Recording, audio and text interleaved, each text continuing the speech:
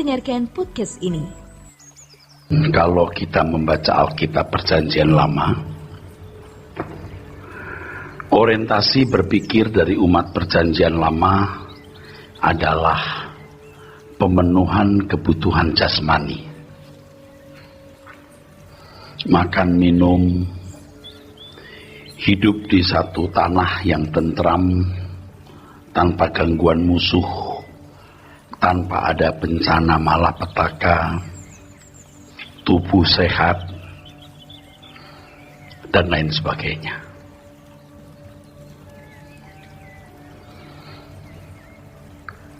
Hampir semua orang tentunya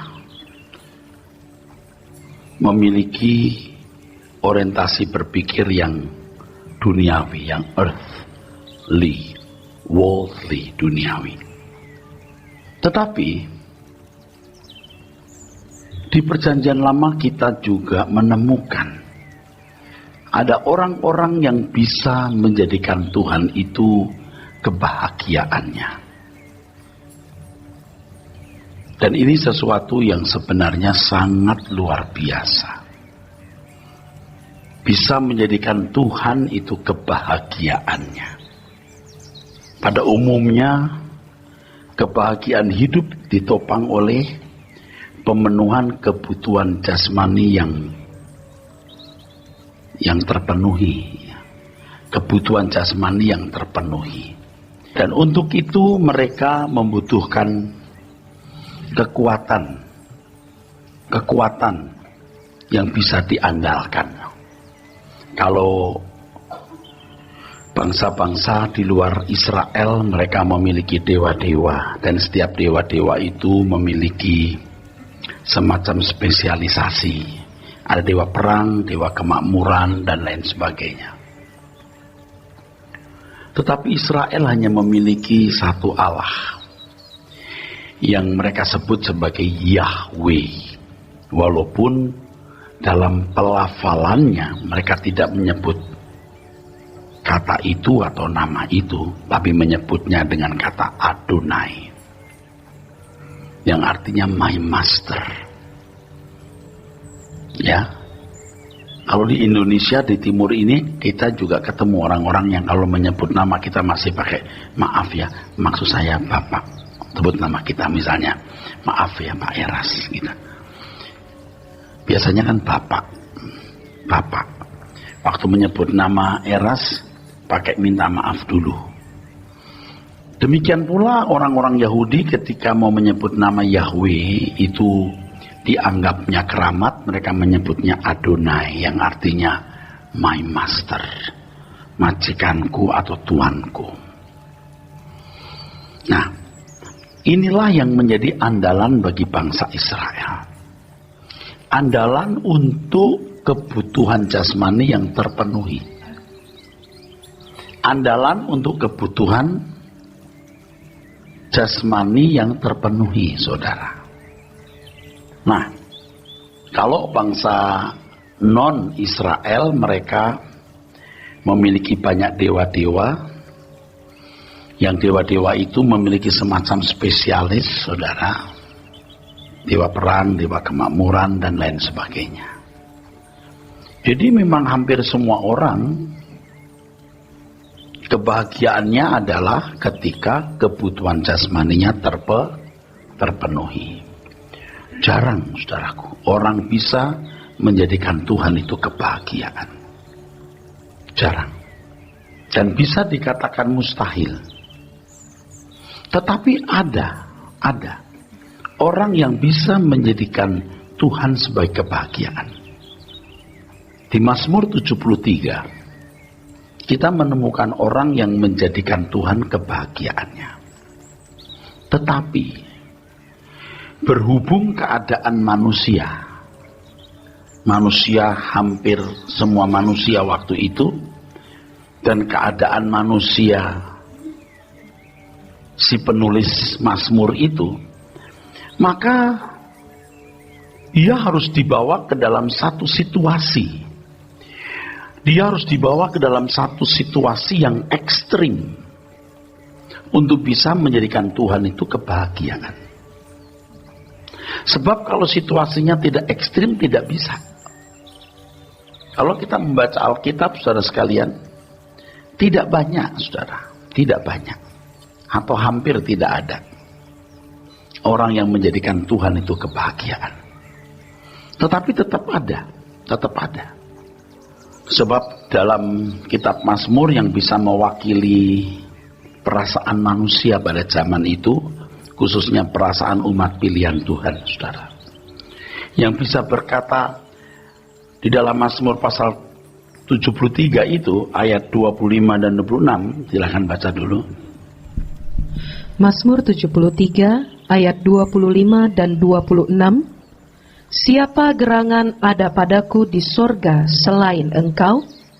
Selain engkau tidak ada yang kuingini di bumi. Tuh, tidak ada yang diingin di bumi.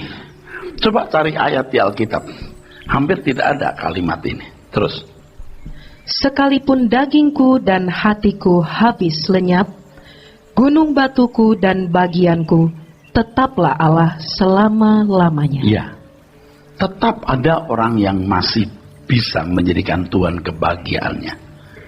Di Mazmur pasal yang lain juga terdapat ayat-ayat yang senada dengan ini. Tetapi Mazmur 73 itu sangat menonjol. Nah, kita tidak bisa membaca dua ayat ini tanpa melihat ayat-ayat sebelumnya, saudara. Ya. Di Mazmur 73 ini kita melihat kenyataan orang yang menjaga kesucian, orang yang hidup benar, tidak mendapat bagian kebutuhan jasmaninya terpenuhi. Ia ada dalam situasi ekstrim. Coba kita lihat dari ayat 18.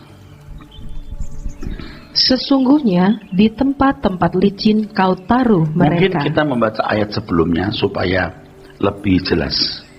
Tapi intinya begini, saudara, sebelum saya membuktikan bahwa harus ada situasi ekstrim untuk bisa menjadikan Tuhan itu kebahagiaan. Orang ini serius mau hidup tulus dan bersih hatinya, itu ayat 1 ya. Tetapi ia dalam keadaan yang tidak beruntung. Dalam keadaan yang tidak beruntung. Dibanding dengan orang fasik, ayat 3, 4, 5. Orang fasik ini pembual tapi mujur. Ya, gemuk, banyak pengaruh, banyak teman. Mereka menyindir dan mengata-ngatai dengan jahatnya. Hal pemerasan dibicarakan dengan tinggi hati. Maka banyak orang berbalik kepada mereka. Ayat 10 itu ya. Pengikutnya banyak, begitu maksudnya. Bahkan mereka menghina Tuhan ya. Bagaimana Allah tahu hal itu? Adakah pengetahuan pada yang maha tinggi? Sesungguhnya itulah orang-orang fasik. Mereka menambah harta benda dan senang selamanya. Lalu ayat 13. Sia-sia sama sekali aku mempertahankan hati yang bersih dan membasuh tanganku tanda tak bersalah. Ya, udah jelas ya saudara, orang ini serius mau hidup suci ya. Terus, namun sepanjang hari aku kena tulah dan kena hukum setiap pagi. Ya, aku kena bencana maksudnya. Ya, terus. Seandainya aku berkata, aku mau berkata-kata seperti itu, maka sesungguhnya aku telah berkhianat kepada angkatan anak-anakmu. Sia-sia sama sekali aku mempertahankan hati yang bersih. Seandainya aku berkata seperti itu, ya. Tetapi pasti ada jeritan dalam hatinya. Kenapa aku yang berusaha hidup bersih, kenapa aku tidak menikmati pemenuhan kebutuhan jasmaniku? Seandainya aku mengatakan itu, aku berkhianat kepada angkatan anak-anakmu. Artinya tidak ada warisan kebenaran. Tidak ada warisan kebenaran untuk generasi berikut. Dan kita meyakini bahwa generasi berikut termasuk bangsa Israel zaman Tuhan Yesus, zaman sesudahnya, dan kita yang memiliki Alkitab ini. Ya. Jika orang ini berkata sia-sia, padahal tidak sia-sia kan saudara? Amin? Nggak sia-sia kan? Kalau aku berkata sia-sia, aku berkhianat kepada generasi berikut. Tidak ada warisan kebenaran. Itu maksudnya. Terus. Tetapi ketika aku bermaksud untuk mengetahuinya, hal itu menjadi kesulitan di mataku. Sampai aku masuk ke dalam tempat kudus Allah dan memperhatikan kesudahan mereka. Ini kan orang yang hatinya dipindahkan di kekekalan. Kalau orang tidak memindahkan hatinya di kekekalan, dia tidak sanggup melihat situasi ekstrim itu. Kenapa orang jahat subur, makmur, ya? Dia tidak akan sanggup, kesulitan untuk mengerti. Tetapi aku melihat kesudahannya. Terus? Sesungguhnya di tempat-tempat licin kau taruh mereka, kau jatuhkan mereka sehingga hancur. Kalau pemazmur ini, aku nyaris tergelincir di ayat yang kedua. Aku nyaris tergelincir, hanya nyaris. Artinya nyaris-nyaris. Binasa. Tapi tidak hancur. Tetapi orang ini hancur. Terus? Betapa binasa mereka dalam sekejap mata, lenyap, habis oleh karena kedahsyatan.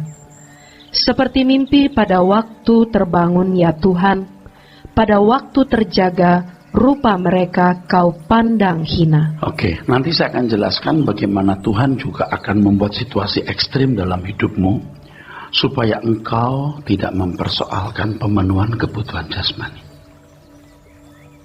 Bagi saudara yang mengasihi Tuhan, ini pasti terjadi. Ini pasti terjadi.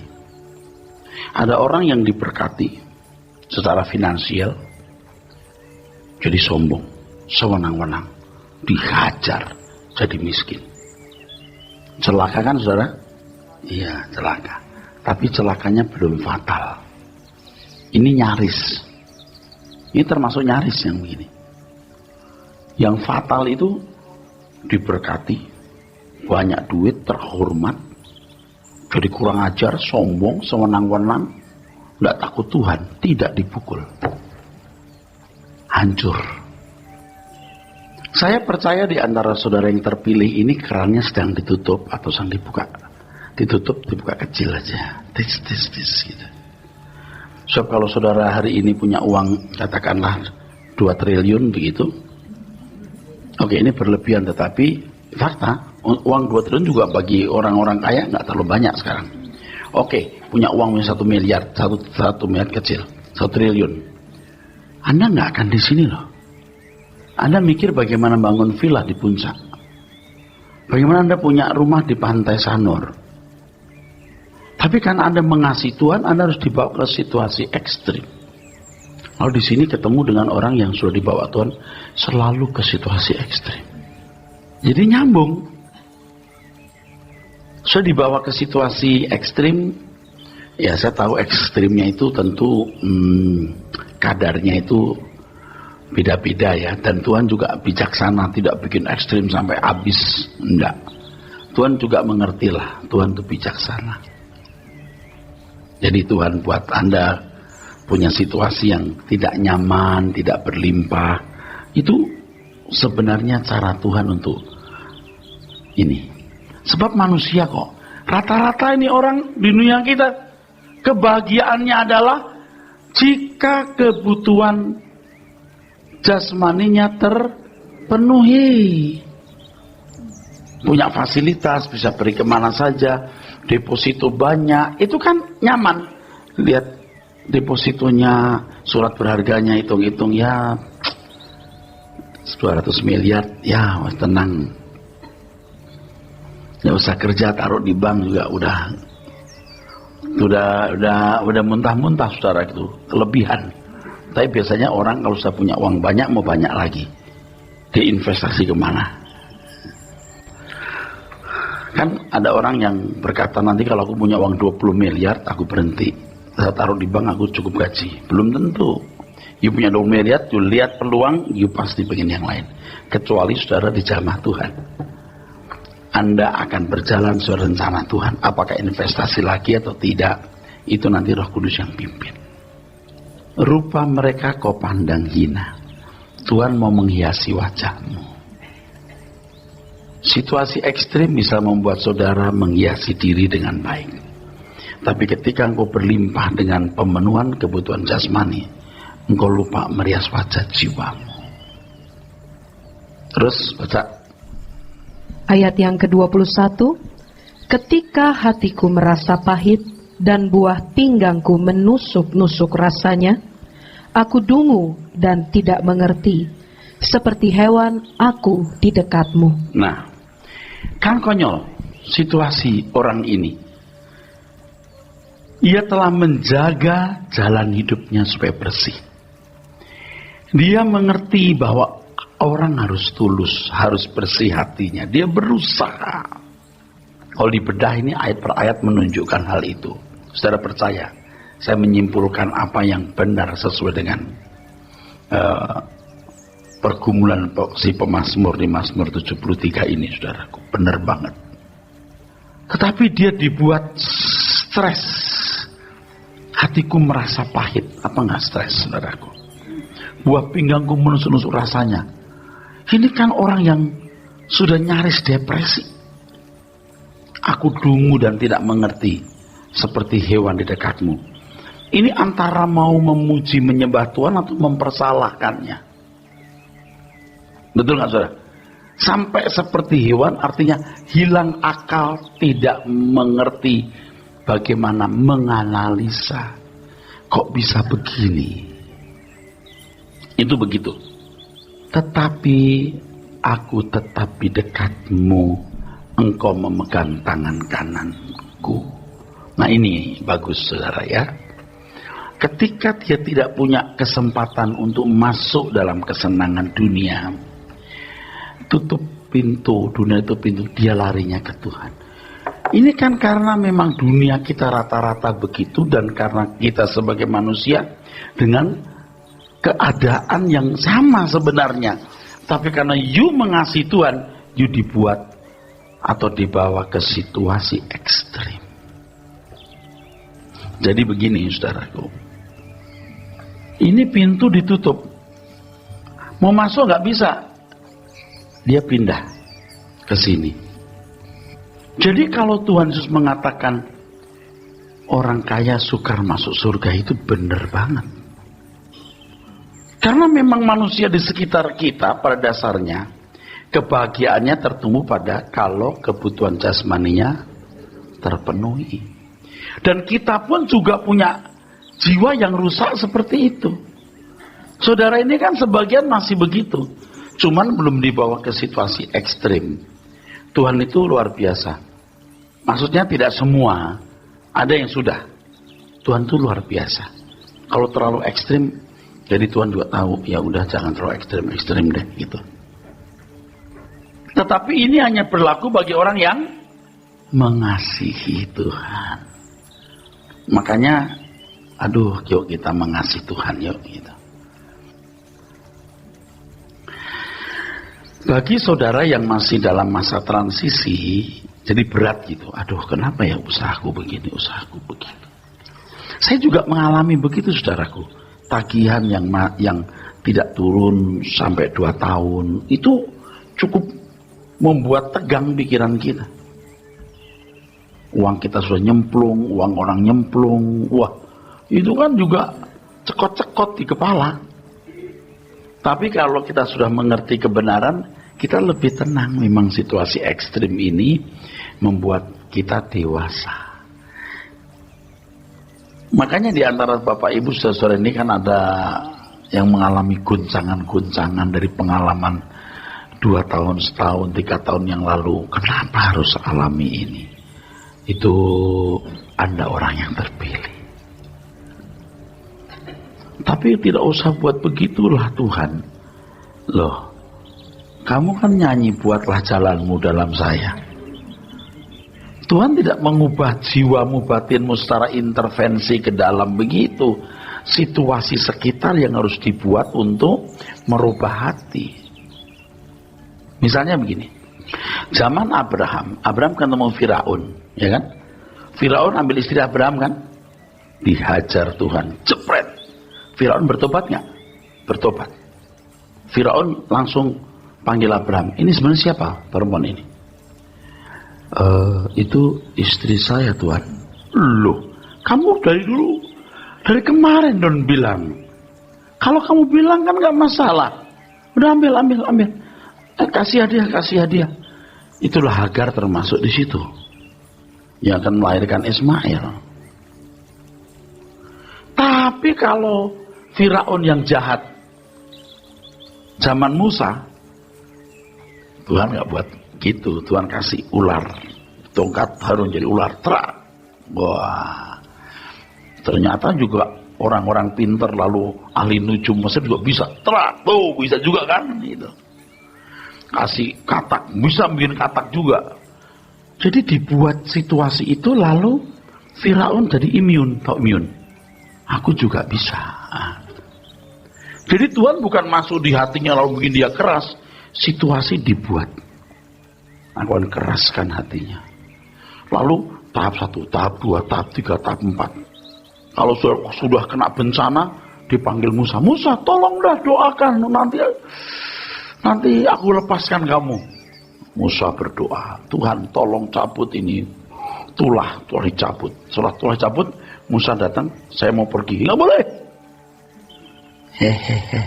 Kasih tulah lagi. Musa dipanggil lagi. Musa doa sama Tuhanmu. Kalau sudah selesai nanti aku suruh keluar. 10 tulah. Tulah. Jadi, ntar juga bisa. Ntar juga saya mainin aja. Saya mainin. Tahu nggak Tuhan cerdasnya luar biasa. Karena Tuhan tidak bisa dan tidak mau merombak hati orang itu melanggar hakikat Tuhan. Makanya orang kalau nggak belajar Alkitab teliti ngawur. Allah mengeraskan. Gimana caranya? Kenapa dia dikeraskan? Ada ayat sebelumnya, Ia tidak akan melepaskan kamu. Oh Tuhan mah tahu, Bro, nggak usah Tuhan. Saya nih ketemu orang ngobrol, nggak usah Tuhan ya, saya aja. Oh ini orang nggak bisa diatur, ngerti nggak? Nggak usah Tuhan, kita aja tahu. Betul nggak Bro? Loh, amin? Iyalah, apalagi Maha Tuhan yang melihat seluruh sikap tindak hidupnya tiap hari. Tuhan sudah tahu ini orang bandel dah. Kita saja nih, kalau urusan sama saudara nih, tolong dong saudara, lu dong, supaya dia mau dah nyelesain masalah ini. Wah nggak bisa saudaraku, tolongin dong. Aku kenal dia, nggak bisa. Nggak usah Tuhan, kita ya tahu Bro. Makanya kalau Tuhan melihat Firaun nggak bisa. Tuhan tahu, bukan karena Maha tahu. Nggak usah Tuhan, kita aja bisa tahu, betul nggak? Kalau hidup hari-harinya Tuhan lihat. Nggak usah Tuhan, kita kalau hidup dengan orang hari-hari kita juga bisa lihat. Oh nggak bisa. Kalau saudara pedagang, orang belanja, lalu secara dia nawar begitu, Anda bilang apa? Orang ini nggak bisa belanja, nggak bisa beli deh. Dia nggak akan beli barang ini. Betul nggak? Pengalaman bisa membuat kita tahu dong Bro. Bahkan dari cara dia duduk, dari kerling matanya, dari bahasa tubuhnya, kita bisa baca. Betul nggak? Apalagi Tuhan ya, tahulah. Gitu kok susah. Tuhan tidak bisa membuat orang ini menjadikan Tuhan kebahagiaannya kalau tidak dibuat situasi ekstrim. Logis nggak saudara? Logis nggak? Iyalah. Bahkan Rasul Paulus yakin Tuhan akan datang pada zamannya, betul? Sampai jangan kawin lah, pokoknya Tuhan sudah dekat. Tapi Tuhan datang enggak? Enggak. Kenapa? Situasi ekstrim itu membuat Paulus jadi ekstrim. Kok begitu Pak? Kemungkinan. Tapi kalau saya katakan iya. Iya. Manusia kok. Anda tahu Yohanes Pembaptis yang bilang, lihatlah anak domba Allah yang menghapus dosa dunia. Dia bisa curiga. Waktu dia di penjara gini, kop. Setengah mampus. Dia suruh muridnya, coba tanya sama itu Yesus. Dia itu Mesias enggak sih? Loh, jenengan yang ngomong, sampean yang ngomong kok. Ya tapi kok begitu ya? Tuh. Makanya Paulus itu ngerti dirinya ini gimana. Aku melatih tubuhku menguasai seluruhnya. Dia sadar dirinya ini bisa ditolak. Nah kita kan nggak tahu hidup hari-harinya Paulus. Ada duri dalam dagingku yang dibiarkan Tuhan. Coba apa itu? Ada beberapa kemungkinan sakitnya. Jadi ada ini para teologi nggak tahu gimana dapat dasarnya. Ada semacam sakit ayan. Loh iya, itu dalam analisa teologi ada yang begitu. Sakit mata. Sakit fisik karena pernah dilukai. Yang keempat, pengen tahu? Dorongan seksnya yang tidak tersalurkan. Kan kemungkinan itu bisa disebut-sebut, bro. Paulus orang pinter, dorongan seksnya juga pasti kuat. Nah itu logika psikologi begitu kan? Dia harus menguasai supaya jangan dia masuk neraka. Makanya kalau nggak ekstrim orang itu nggak bisa bener. Banyak duit kawin lagi, betul nggak? Loh banyak duit bisa beli perempuan apa saja. Hah? Bisa nggak? Dibuat miskin, nggak bisa cari duit, bininya yang cari duit. Dia langsung diikat sama bininya. Oh. Itu sehat. Aduh saudara, kita itu logis-logis saja ngomong, nggak ada yang boten-boten logis. Dan Anda yang punya pikiran logis dan cerdas, amin. Betul nggak? Amin. Kalau orang diberkati secara finansial, jadi rusak, dipukul Tuhan, supaya bertobat. Wah susah kan? Susah. Celaka, tapi belum celaka total, baru nyaris. Yang total bagaimana? Nggak dipukul. Makmur sehat, wah anak istrinya bahagia, perhiasannya banyak, wah tasnya ratusan juta, harganya, mobilnya mewah, tiap malam minggu kayak begini, makan-makan, tidak ada teguran. Mengerikan saudara, mengerikan. Orang kaya dengan banyak duit, wah macam-macam yang mau dilakukan, wah macam-macam, tanpa tanya Tuhan. Dia sudah setengah Tuhan, atau jadi Tuhan. Dengan duit dia bisa buat apa saja. Kalau perlu pendeta pun dibayar. Ayo pendeta dikumpulin, doakan supaya sukses usahaku ini. Wah, bangunin gereja, nyumbang gereja. Kita mendingan tidak punya gereja daripada kita dibantu orang kaya lalu kita disandera, saudara. Betul nggak? Kita nggak boleh dibeli. Kalau dulu saya, ya nggak total, tapi setengah begitu. Pride-nya sudah ada, tapi ya karena memang tidak militan, jadi setengah jual diri juga. Sekarang nggak mau. Mendingan gue gak punya apa-apa deh. Dengan nasihatmu engkau menuntun aku, dan kemudian engkau mengangkat aku ke dalam kemuliaan. Coba maksudnya apa? Betul gak? Ini kan kalau jadi buku kita ngerti. Kalau cuma satu kalimat maksudnya apa? Melarat kok kemuliaan. Betul gak? Miskin kok kemuliaan. Yang namanya kemuliaan yang sonono, yang pengikutnya banyak, duitnya banyak. Tapi ini kemuliaan yang lain. Makanya orang tidak bisa pilih surga juga dunia. Tidak boleh. Kamu tidak bisa mengabdi kepada dua Tuhan. Harus salah satu. Tapi ya banyak orang tanpa sadar merasa wajar punya dua Tuhan. Dan lebih jahat lagi kalau gereja seakan melegalisir. Boleh punya dua Tuhan. Wah Pak, Bu, dunia ini mengerikan Pak. Kita itu terbawa tanpa sadar jadi rusak. Sekarang kita mau menjadi bejana yang agung, yang mulia dalam ukuran Tuhan.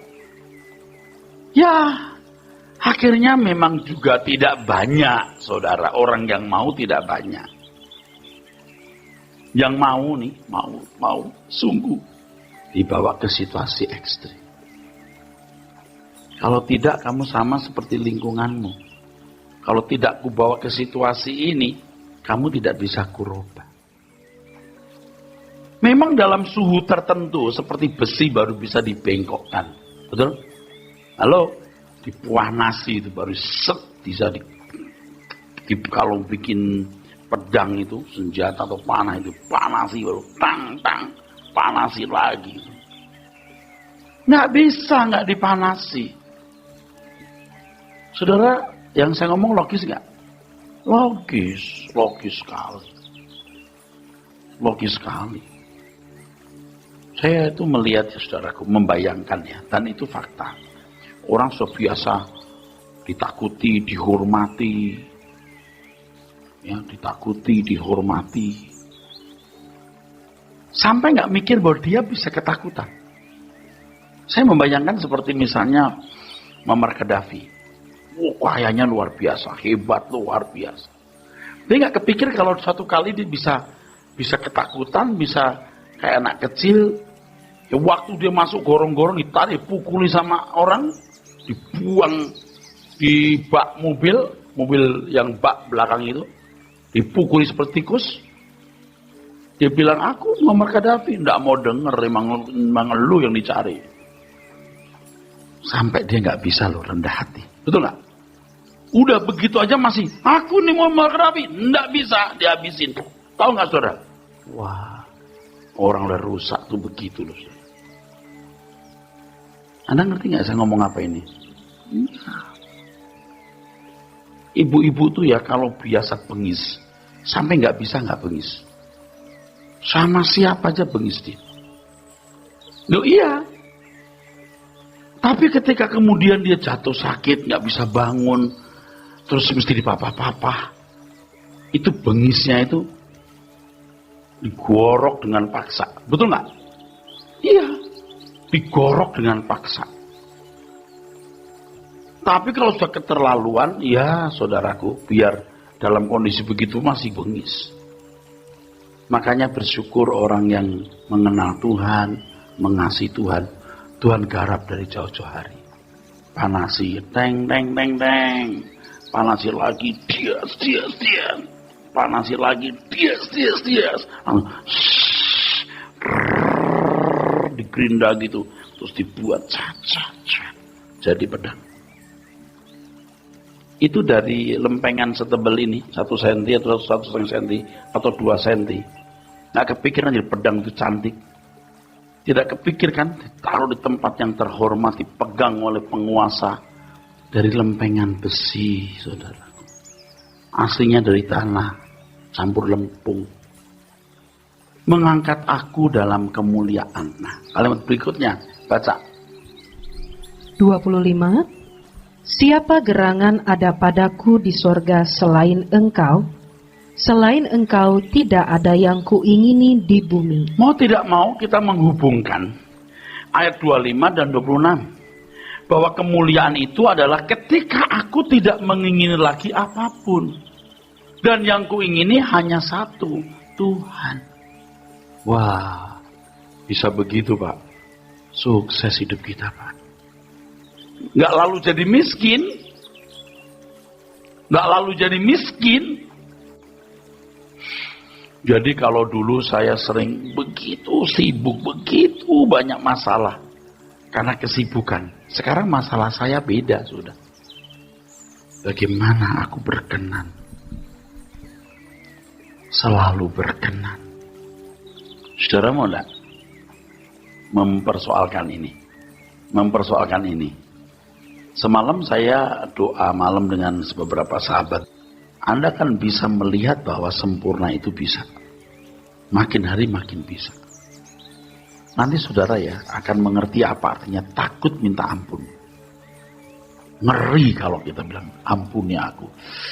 Itu menyakitkan kita, takut. Makanya jangan bikin salah. Yang kedua, kita takut menoleh ke belakang. Aduh, kalau sampai aku masih mau tertarik lagi dengan dunia, aduh, baliknya lagi itu susah sekali. Amin. Udah ngalamin, udah rohani balik lagi. Waduh, untuk jadi bener setengah mati. Makanya kalau orang sudah terbelenggu di satu wilayah, keinginan daging, keinginan mata, susah. Ini proses. Tidak dalam sekejap Allah menentukan kamu selamat, kamu binasa. Tidak begitu. Ada perjuangan. Dan kalau saudara sungguh-sungguh jadi orang yang benar-benar mau menyenangkan hati Tuhan, Tuhan pun tidak permalukan saudara. Amin. Iya, memang dibawa ke situasi ekstrim, tetapi Tuhan pasti pelihara kita. Dan sampai kita bisa dipercayai Tuhan, apapun yang kau minta dalam namaku kuberikan. Betul? Itu bukan sembarang orang asal dalam nama Yesus minta dikasih. Alibaba kali yang menemukan satu kata sandi untuk bisa membuka harta karun itu. Tidak begitu saudaraku. Tetapi jarang loh saya temukan orang yang hidupnya ini adalah kekayaannya Tuhan. Hidupnya itu artinya dirinya, hartanya, kepintarannya, semua yang ada padanya adalah kekayaan Tuhan. Jarang. Nah, orang-orang yang benar-benar menyadari bahwa dirinya, hidupnya, kepintarannya, talentanya, semua hartanya itu kekayaan Tuhan, baru bisa berkata ini. Baca. Sekalipun dagingku dan hatiku habis lenyap, gunung batuku dan bagianku tetaplah Allah selama-lamanya. Iya. Aku tidak punya bagian apa-apa. Tuhan bagianku. Dan aku milik Tuhan sepenuhnya. Ini kata-kata ini kan kata-kata verbal ya. Kadang-kadang hanya menjadi fantasi atau imajinasi. Praktekkan saudaraku. Praktekkan. Berjuanglah untuk mengalami Tuhan. Berjuanglah supaya Tuhan yang kita percakapkan menjadi hidup di dalam hidupmu. Menjadi hidup di dalam hidupmu. Sekalipun dagingku dan hatiku habis lenyap, gunung batuku dan bagianku tetaplah Allah selama-lamanya. Wah, betapa bahagianya kalau kita sampai pada level ini, saudara. Betapa bahagianya kita. Tapi perlu perjuangan. Nah, kalau anak-anak muda ya, artinya usia 25, 26, 30 atau mungkin masih 20 mendengar khotbah ini lalu praktek. Waduh. Nanti seumur kita, seumur 50, 56. Waduh. Betapa hebat orang-orang itu. Makanya harus dari muda mendengar khotbah-khotbah seperti ini. Makanya tuh guru-guru sekolah minggu, aktivis remaja pemuda harus membawa misi Tuhan yang Tuhan percayakan. Ya, suara kebenaran seperti ini atau ya, mesti mereka dengar. Ayat 27, 28 kita sudahi, ayo baca. Sebab sesungguhnya siapa yang jauh daripadamu akan binasa. Kau binasakan semua orang yang berzina dengan meninggalkan engkau. Tetapi aku suka dekat pada Allah. Aku menaruh tempat perlindunganku pada Tuhan Allah, supaya dapat menceritakan segala pekerjaannya. Saya tidak bisa membahasakan dengan lengkap, tetapi saya mengerti, saudaraku, satu hal. Kalau dulu 10 tahun, 5 tahun, apalagi 15 tahun yang lalu, saya berkata, Tuhan, aku berlindung kepadamu. Itu beda dengan sekarang kalau aku berkata, Tuhan, aku berlindung kepadamu. Beda. Kalau hari ini kita berkata, aku berlindung kepadamu Tuhan, karena Engkau satu-satunya kebahagiaanku. Kalau dulu kan Engkau perlindunganku Tuhan. Ya kalau Engkau nggak melindungi aku, usahaku nggak berhasil, pelayananku nggak diberkati. Engkau perlindunganku Tuhan, Engkau kebahagiaanku. Kalaupun Engkau tidak menyelesaikan masalahku, kalaupun Engkau tidak menjawab doaku, kalaupun Engkau tidak memenuhi semua kebutuhanku, tidak masalah, karena Engkaulah bagianku. Makanya dikatakan di sini, sekalipun dagingku dan hatiku habis lenyap, gunung batu dan bagianku, tetaplah Allah selama-lamanya. Sudah bisa mengerti maksudnya? Nah, ini kan berbeda sekali dengan yang diajarkan orang, saudaraku. Yang diajarkan begini, khotbah begini. Bagaimana doa yang dijawab? Bagaimana doa yang dikabulkan? Bagaimana menarik hadirat Tuhan? Bagaimana menarik kuasa Tuhan? Saya nggak bisa ngerti maksudnya apa.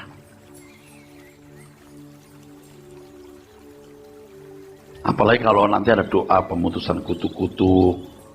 Kalau dulu kan itu sudah standar, saudara. Tapi sekarang setelah kita belajar kebenaran begitu banyak ini, jadi aneh, jauh bener. Jauh sekali. Tidak bisa kita mengerti hal-hal itu. Kita jadi lihat itu asing. Something wrong ini. Jadi kalau kita datang kepada Tuhan, kita berdoa, kita menyembah Tuhan. Engkaulah perlindunganku Tuhan. Engkau kebahagiaanku. Dan logikanya kalau Tuhan mempunyai segala kuasa, kemuliaan, yang tidak terbatas. Apa sih yang kita takutkan, apa yang kita ragukan, saudara? Jadi kalau kita punya masalah, aku bawa ini masalah kepadamu Tuhan. Terserah bagaimana kebijaksanaanmu. Aku minta petunjukmu. Tuntunlah aku apa yang harus kulakukan. Cukup. Yang penting bagaimana hidupku memuliakan Engkau. Bagaimana hidupku benar-benar menjadi alat dalam tanganmu untuk kemuliaan namamu. Ini kan yang mengajar begini bukan sedikit, saudara. Enggak ada. Bukan kita mau mengatakan kita paling benar. Enggak ada. Nah kalau kita benar-benar menjadikan Tuhan kebahagiaan kita, kita kan jadi soulmate-nya Tuhan. Jadi soulmate kita. Ya ampun.